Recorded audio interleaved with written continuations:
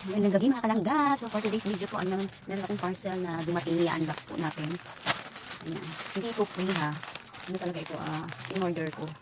Since meron akong ganito, ito po, itong Bluetooth na earphone na nabili ko dito sa TikTok at nagustuhan ko siya dahil nga sa quality niya, dahil matagal siyang maloba, tapos malakas yung kanyang sounds kahit na po na nag-iisa lang siya, kahit hindi siya pair.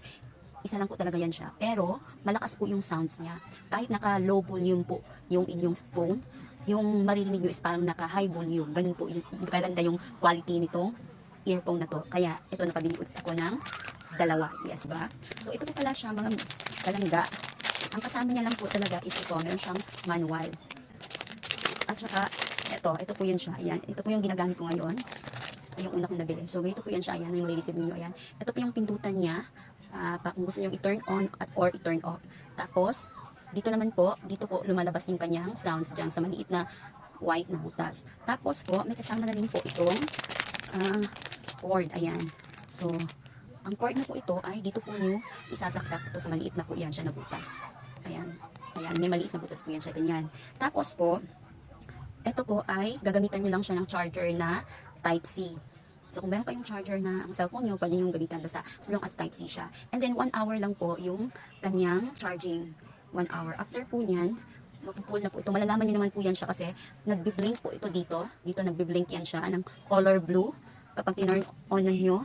At saka kung color red naman, kapag low bat na siya. So, ipipress nyo lang itong bilog na ito. Ayan, yung may coating bilog na dyan. Ganyan. I-press nyo ng 5 to 6 seconds.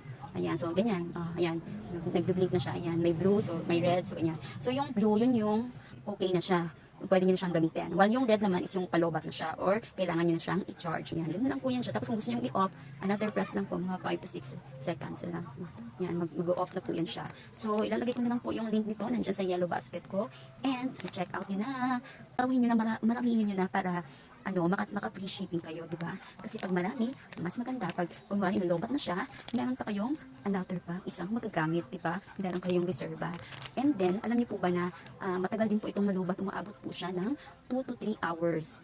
So, yun lang po mga kalangga. Maraming salamat.